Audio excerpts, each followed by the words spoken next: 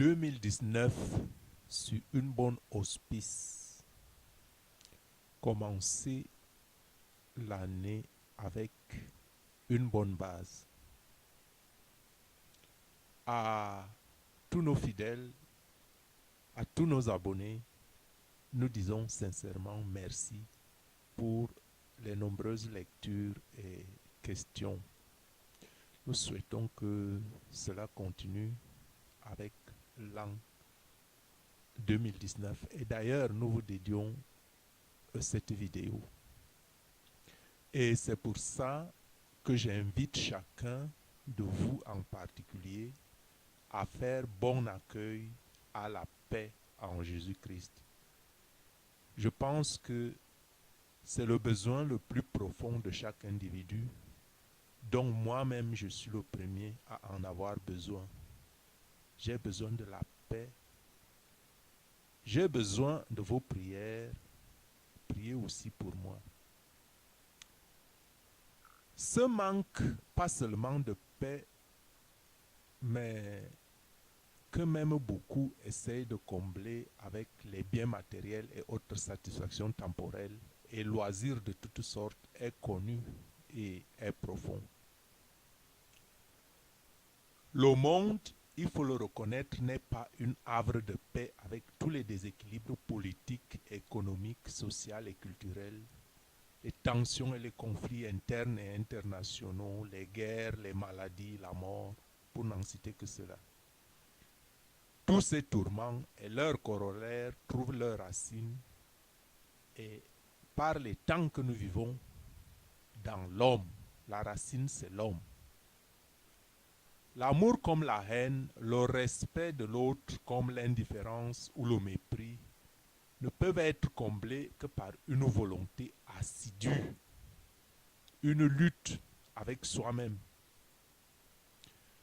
Mais l'homme doit souvent reconnaître qu'il est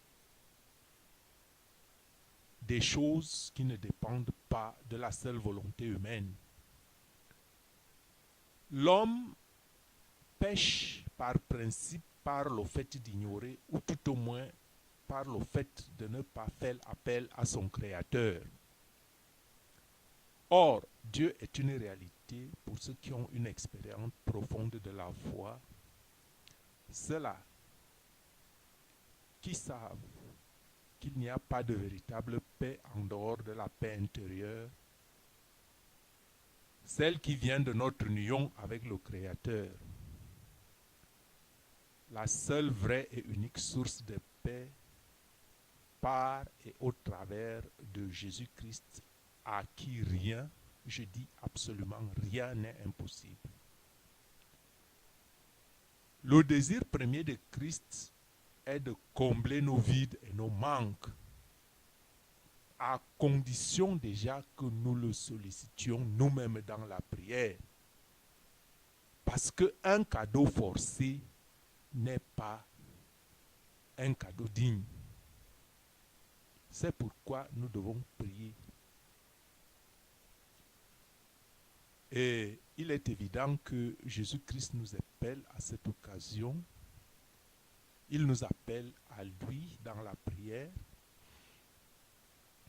Parce qu'il dit en Matthieu 11, 28 que ceux qui sont fatigués, il leur donnera du repos.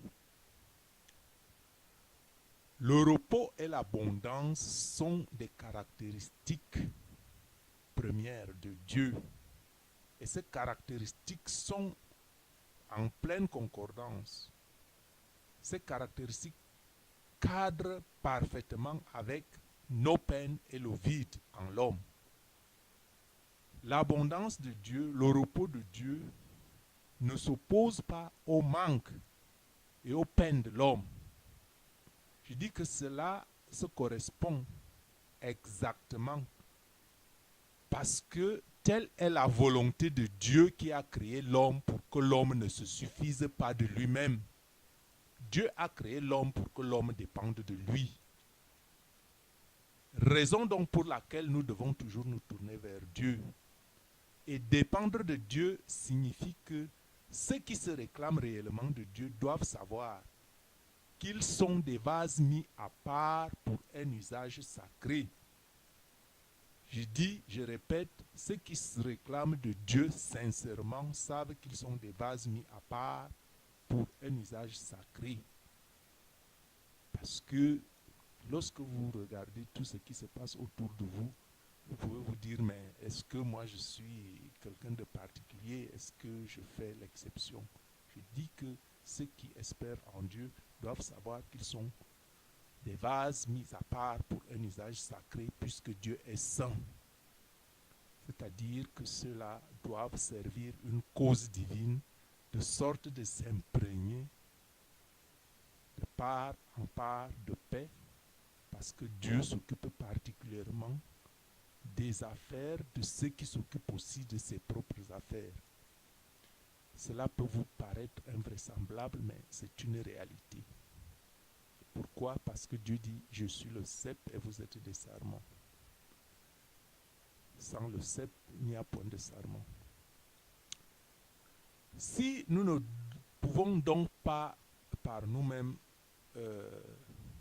entreprendre quoi que ce soit, ne me comprenez pas mal, n'allez pas croiser les bras et ne rien faire. Je veux dire que tout ce que vous faites, vous devez le faire en dépendance de Dieu. Cela veut dire que par vous-même, n'entreprenez rien sans que vous vous soyez tourné vers le Seigneur. Et c'est pour ça que je voulais parler de quelle attitude nous devons adopter si nous ne sommes que quelque chose que par Dieu. Eh bien, c'est très simple. C'est très simple. On commence juste à remercier Dieu en toutes circonstances, même dans les peines, parce que Dieu, comme roi de paix, souffre avec nous dans les circonstances, même moins agréables. Ça, vous ne me le croirez pas, mais c'est une réalité. Pourquoi? Parce que Dieu ne peut pas toujours répondre d'une manière violente. Dieu ne peut pas répondre avec la violence quand lui, il veut imposer la paix devant les troubles que l'ennemi nous comble. Donc, que personne ne dise que c'est Dieu qui me tente. Non, c'est le démon qui tente. Et donc, quand la tentation vient, au lieu de décrier et de blâmer Dieu, il faut toujours le remercier. Pourquoi? Parce que, même étant le maître de l'univers, il laisse faire certaines choses pour nous enseigner, pour enseigner notre entourage. Et de toute façon, vous devez savoir que toute chose concourt au bien-être de ceux qui aiment Dieu, même le malheur. Bon, cela veut dire que Dieu souffre avec vous, Dieu souffre avec nous dans certaines circonstances, dans toutes les circonstances, quand on les lui donne. Et il porte même la plus grande part, contrairement à ce que vous pensez. Quand Dieu est en vous et qu'il souffre la persécution, il la vit tout comme vous, mais il a un point de vue divin qui est tout autre qu'un point de vue humain. Et ça, c'est un mystère du plan de rédemption. C'est un mystère du plan de récupérer la terre. C'est un mystère du plan de changer quelque chose dans l'humanité. Et la souffrance sur la croix, par un Dieu tout-puissant, est un tout-puissant témoignage de ce que je suis en train de dire. Afin que quand le mal de l'ennemi vous frappe, que vous gardiez votre calme, que vous gardiez la paix qui n'est pas de ce monde qu'on ne pourrait pas concevoir pour le moment sans scandale. Donc, pour ne pas tirer long, fais de 2019 une année pour laquelle, en toutes circonstances, tu fais appel à Dieu, murmure toujours avec amour le nom de Jésus-Christ et tiens ce pari avec entière persévérance, tout comme dans tes prières et dans tes sacrifices que tu donnes à Dieu, dans toutes les épreuves, je dirais même dans chaque épreuve. Tiens à cela avec persévérance, murmure le nom de Dieu toutefois que une épreuve, et même pourquoi pas une joie te serait arrivée, murmure le nom de Jésus-Christ.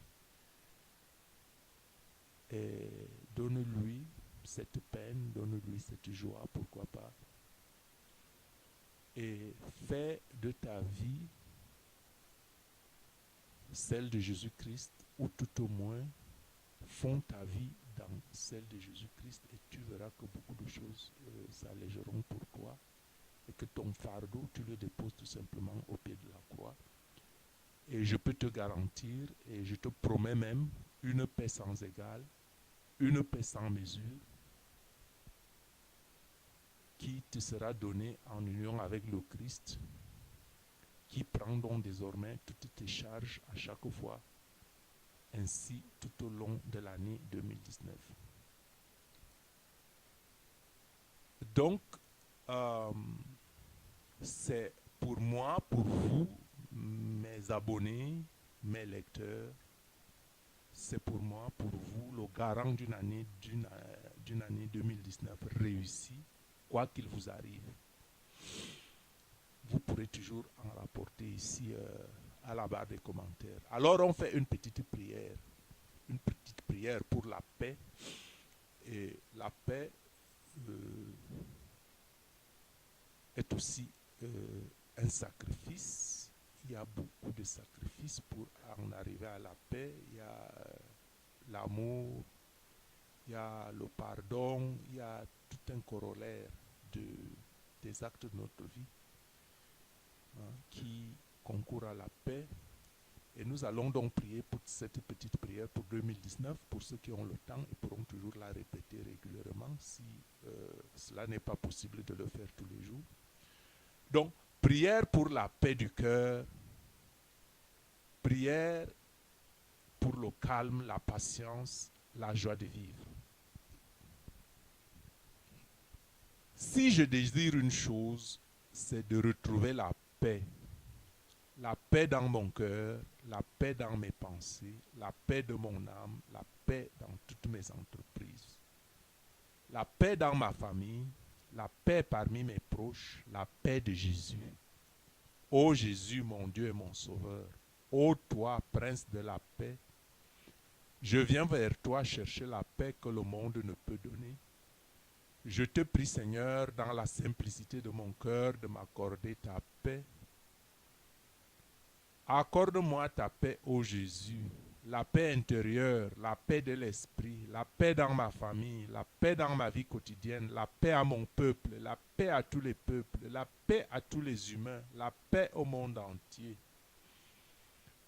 Ô Jésus, toi qui es assis à la droite du Père, emporte-moi dans ton sein pour recevoir ta paix. Ô Père éternel, Abba Père des cieux, mon rocher, mon protecteur, je viens en esprit recevoir la paix du corps et la paix de l'âme, la paix de ta demeure qui est un don de l'esprit. Ô, qui habitera ta tente, l'homme au cœur droit, afin que là où tu es, que j'y sois aussi par ta grâce. Seigneur, tu nous as aimés dès avant la fondation du monde. Que ta paix nous accompagne aujourd'hui et toujours et tous les jours de notre vie et tout au long de cette année 2019.